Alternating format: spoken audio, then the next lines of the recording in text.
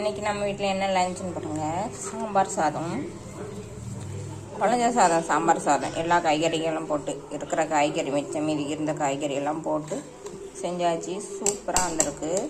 Taste வேறு level. சாப்பிட்டு பார்த்தாச்சு. டிஃபன் பாக்ஸ் லஞ்சுக்கு அடைச்சாச்சு. அது கூட வஞ்சரம் மீன் வறுவல்.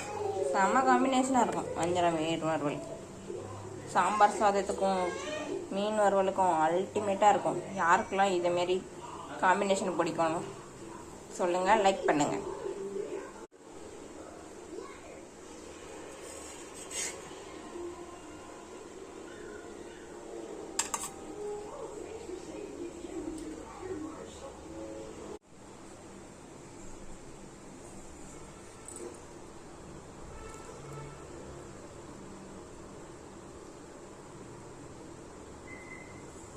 No,